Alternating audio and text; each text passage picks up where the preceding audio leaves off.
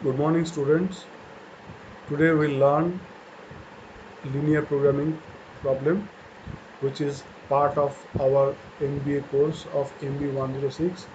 That is MB 106 under the MBA of Makayuti or Maulana Abul Kalam Azad University of Technology.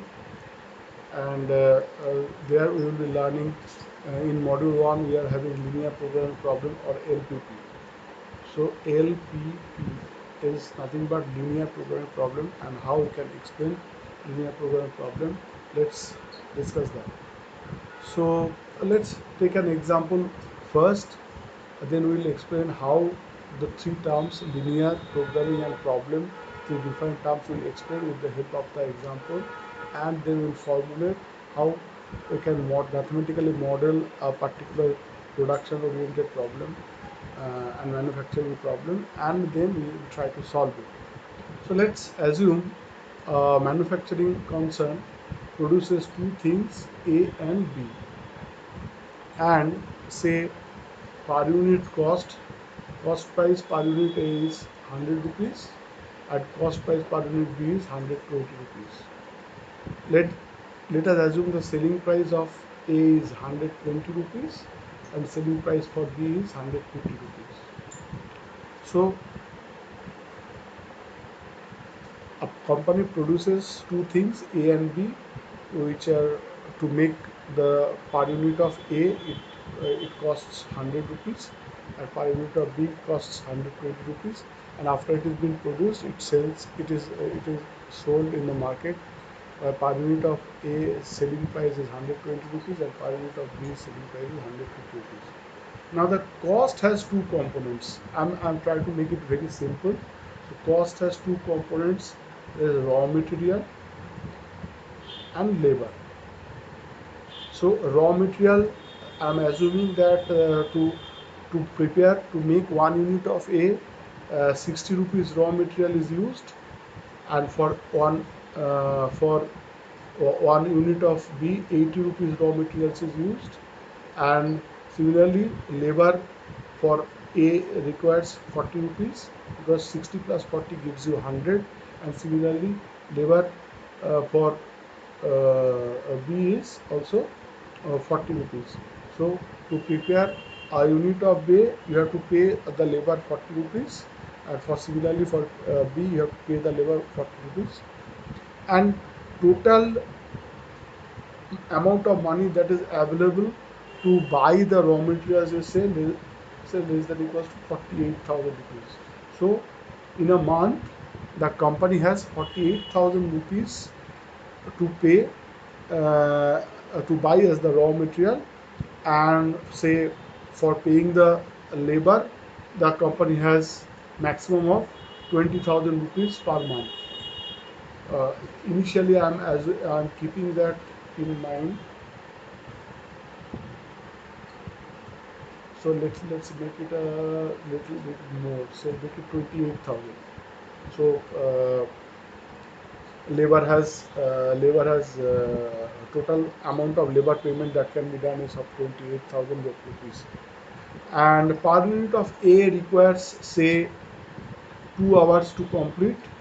Time taken is 2 hours to complete, and per unit of B requires say suppose 1.5 hours to complete, and uh, and total time available is say suppose for both the companies it is having for both the product the total amount of time available, let us assume that as say 1400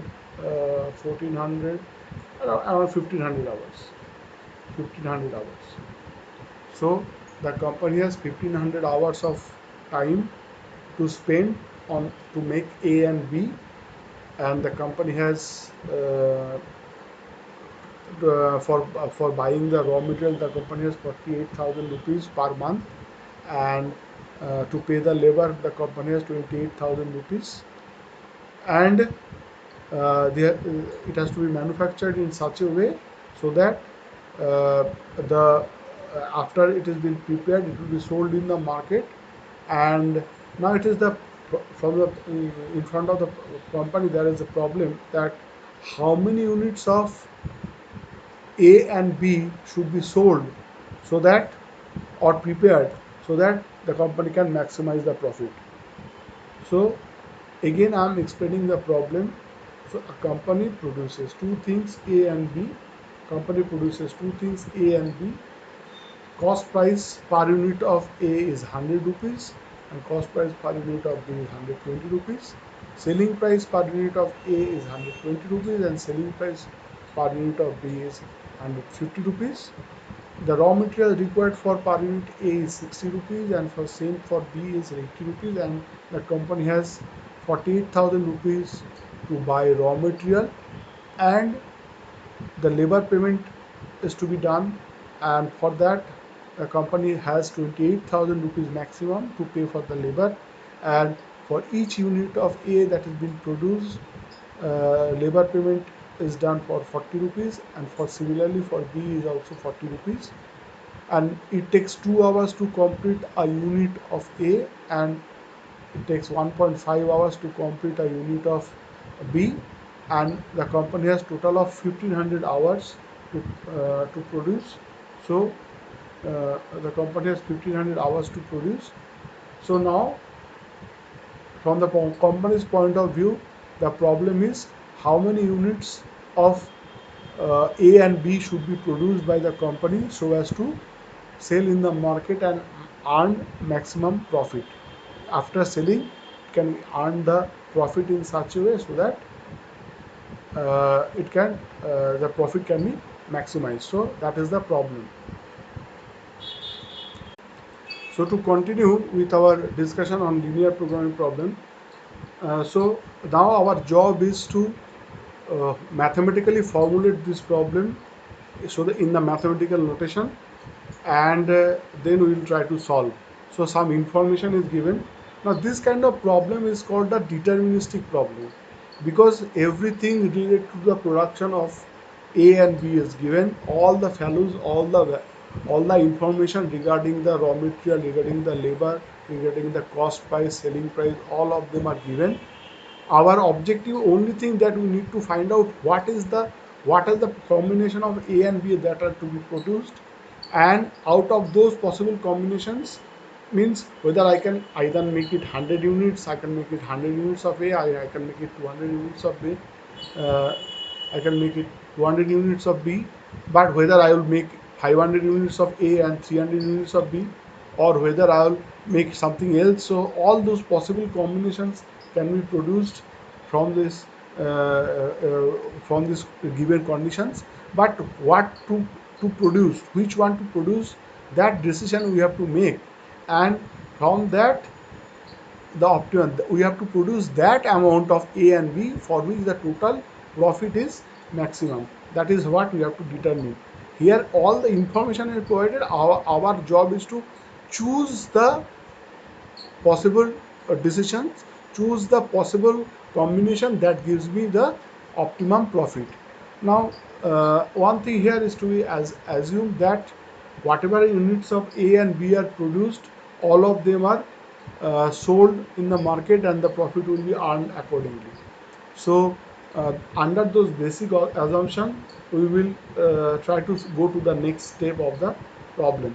So next step is to how we can explain the problem mathematically, and how we can formulate certain equations through from this problem.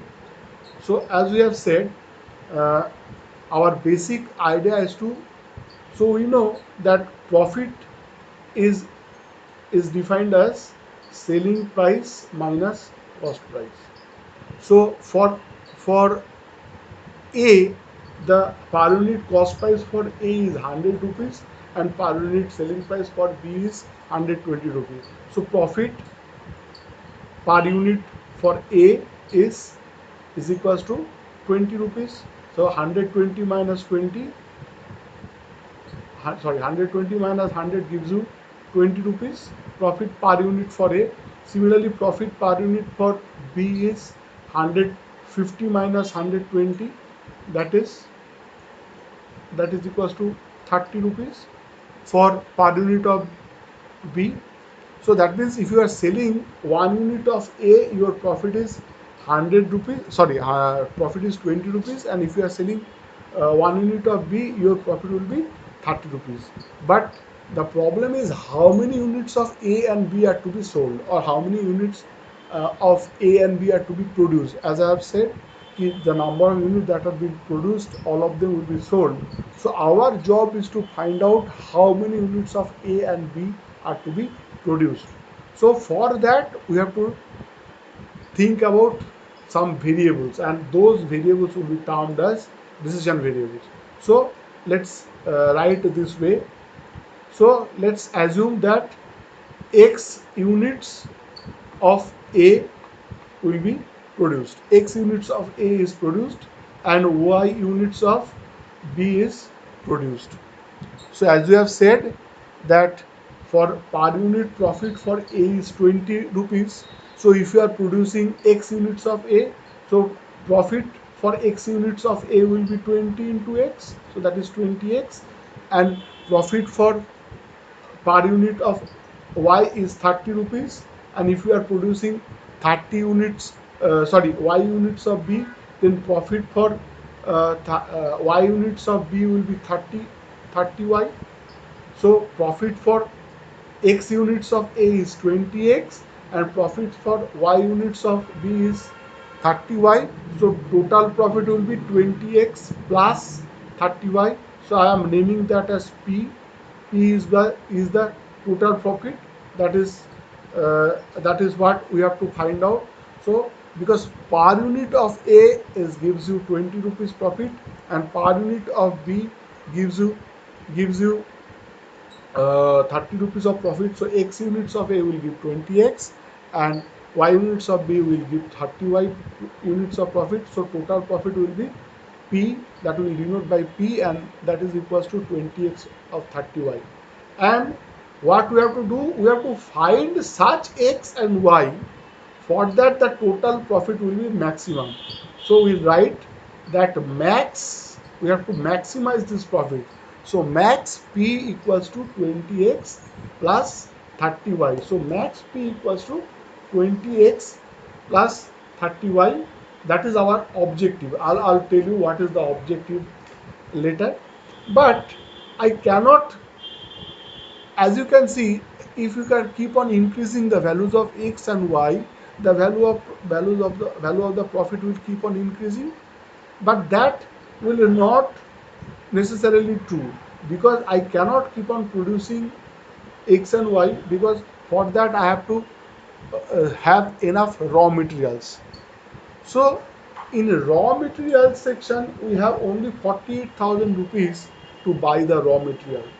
Now, so there are certain restrictions are imposed while producing this X and Y, and thus we need to consider the restrictions while producing this units of X and Y.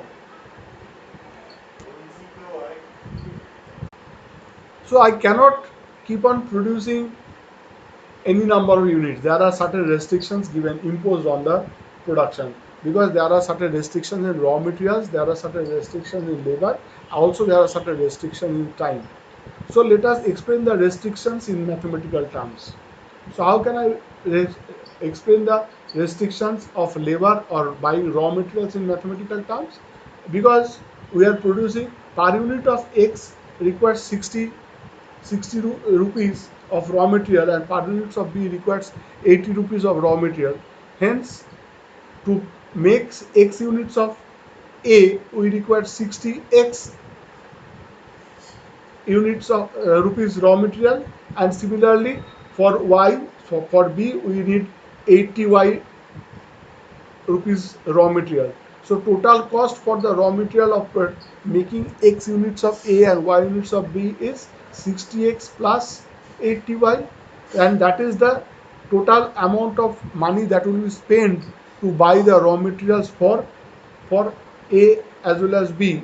And with that 60X plus 80Y rupees, we can purchase the raw material required for X units of A and Y units of B, and that value must be less than equals to 48,000, because it is given that maximum amount of money that I can spend to buy the raw materials is 48,000. Maximum amount of money that I can spend is 48,000. So that is my first restriction on raw material. So I'm writing raw material restriction regarding the raw material. So now next there is also restriction of labor. So for labor we have 40 rupees labor is paid for per unit of A. So X units of A will require 40x rupees payment for labor, and similarly 40 rupees required for per unit of B, making per unit of B to the labor. So for Y units of B, we require 40Y. So total labor payment is required is 40x plus 40Y. And what amount of money that we have with us? We have only 28,000 rupees for to pay the labor. So 40x plus 40y must be less than equals to 28,000, because maximum amount of money that I can spend as for payment of labor is 48,000. So all the values must be less than or equals to 28,000. So this restriction is for restriction of labor. And thirdly, what we have is the third constraint, or third restriction that we have is that is about the time. So for the time, what we have is for x units of 1 unit of A requires 2 hours time. So x units of A will require 2x, will require 2x hour time. And uh, 1 unit of B requires 1.5 hours of time. So Y units requires 1.5 into Y hours of time, and so total time required is 2x plus 1.5y, and that value must be less than equals to 1500, because total available working hours for the laborers we have is 1500 hours. So that is for the time. So what are the restrictions we had for the labor? We had the restriction as 40x plus 40y is less than equals to 28,000. For the raw material we have for the raw material we have the restriction as 60x plus 80y is less than equals to 48,000. And we have the objective function as max p equals to 20x plus 30y. Uh, and also there is something inherent to the problem which is there in the problem itself, which is not spoken out loud. That is the values, the number of units that are produced for A and B must be greater than or equals to 0. So that means x and y must be x and y are the variables, are the decision variables. They must be greater than or equals to 0.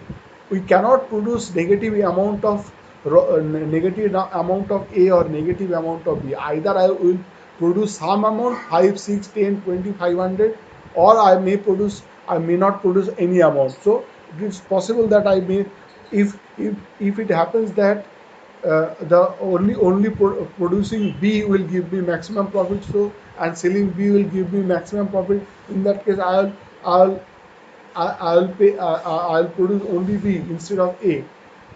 So here is something called in allotment or input output combination, how the raw materials are to be used to create the produce the product A and B, and that will be sold in the market so that we can earn profit.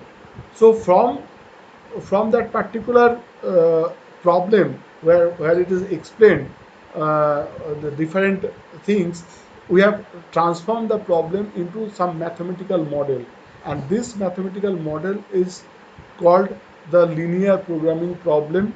or what, then I'll explain what is, then I'll explain why it is called linear programming problem.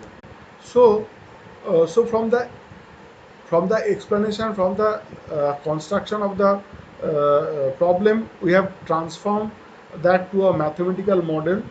As we For every optimization problem, we will do that. All the real life problems, whatever way it is specified, we will transform each problem in some mathematical term, mathematical form, and then we'll try to find out what is the optimum result. What will be that? Everywhere we'll be trying to find out what is the best possible outcome that can be obtained from this types of problem. But here is a problem where we are trying to maximize the profit. So last day we have said that optimization uh, means the best possible outcome. Here, whenever we are talking about profit, our objective is to find out, our objective is to maximize the profit.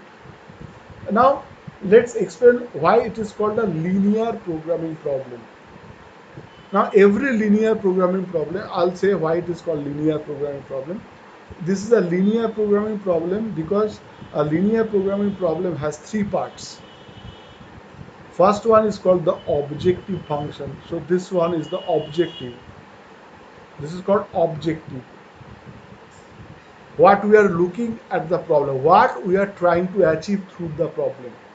Here, the objective, the purpose of the company is to maximize the profit, to sell, to produce the units X of A and B in such a way so that that will be sold in the market and sold in such a way that will give profit, and their objective, the company's objective is to maximize the profit. But the company cannot maximize the profit if it can produce, if it can produce, keep on producing and selling the things, there is no limit of the profit. But that cannot be done. That is not, there are, it cannot keep on producing and selling in the market. There are certain restriction of buying the raw materials, there are certain restriction of buying the paying the labor, and certain restriction of time. So this is what is called, there are certain constraints are also there. So constraints are certain restrictions. So after the objective function, the company has to maximize the profit under certain restrictions. So these are the restrictions that we have. So these restrictions are called constraints. These are called constraints. We'll write constraints. Constraint. So constraints. So this is called constrained optimization. The kind of problem we are doing is called constrained optimization. Means optimization under certain restrictions. Constraint optimization means optimization under certain restriction. So so the restrictions here are some restrictions on raw material, here are some restriction on labor, here are some restriction on time. And also there is a third part in a linear programming problem. There is a third part in a linear programming problem that is called non-negativity restriction, which depicts the real life. Because all the real life quantities, any real life quantities cannot be negative. All the real life quantities must be greater than or equals to zero. So that is the third one, which is termed as non-negative restriction. Non-negative restriction. So every linear programming problem has three parts. One is the objective function, then there will be some constraints, and thirdly there will be the non-negative restriction. Now we haven't described or we haven't defined why it is called linear programming problem. So linear, if you remember, when you are studied in class 12 graduation, the linear equation of straight line was y is equals to mx plus c. So that means the highest power of the variable, the maximum power of the variable was 1. Here also if you look, p is a constant value. When you put the values of x and y, then you will get a value of p. So here maximum power of the variable, the decision variable are here the decision variables are x and y. So decision variables means the decision, we are trying to decide of how many units of A and how many units of B we are producing. So decision variable means, sorry, how many units of A and how many units. So decision variables are X and Y, and here the highest power of the decision variables is 1. So 20x and 30y, highest power of the variable x is 1 and highest power of variable y is also 1. So in the objective function, highest power, maximum power of the variable is 1. In the constants also, the maximum power of the variables is 1. So that is why this will be termed as linear.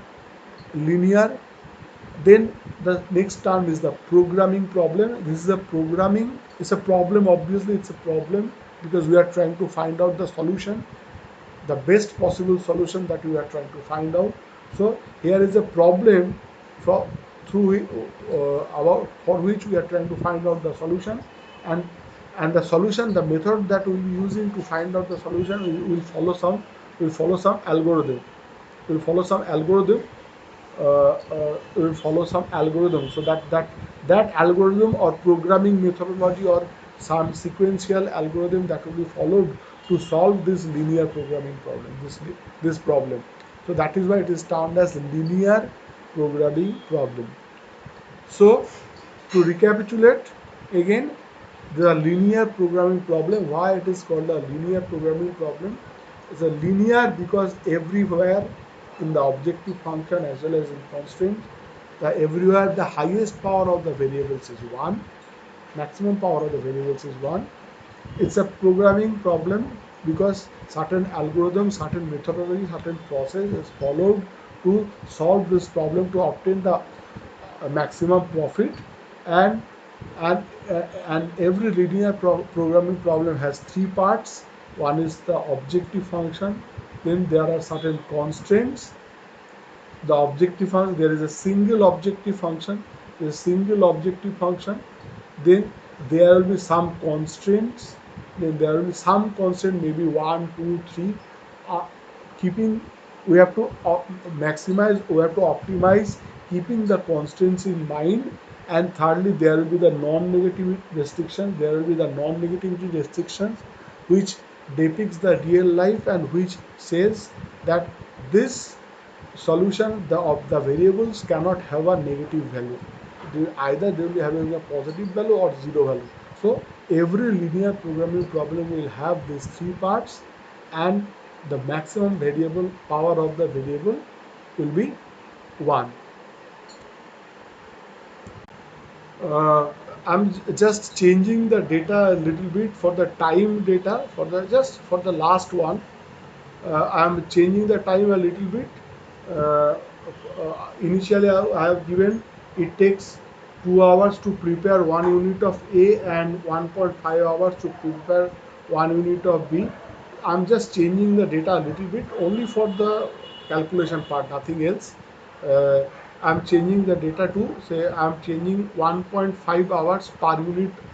A requires 1.5 hours to complete, and per unit of B requires 3 hours to complete, and total time is 1500 hours. So I'm just changing that a little bit from 2 hours to, I've changed, so 2 hours initially was there, so I'm changing that from 2 hours to 1.5 hours, and this was 1.5 hours, so I'm changing that 1.5 hours to 3 hours. And similarly, the third equation for the time will change as, similarly for the third equation for the time will change as 1.5 1.5x plus 3y is less than equals to 1500. So that means each unit of A will require, uh, as it requires 1.5 hours, so X unit will require 1.5 into X hours, and for B it will require 3y hours, so total time required is 1.5x plus 3y. So that is, uh, hence our restriction, our conditions. I'm just reframing our uh, problem a little bit. I'm rewriting the equation, the constraints and the conditions a little bit for the purpose of the solving. Next step, we'll go to the next step after we complete the formulation part. So our objective function becomes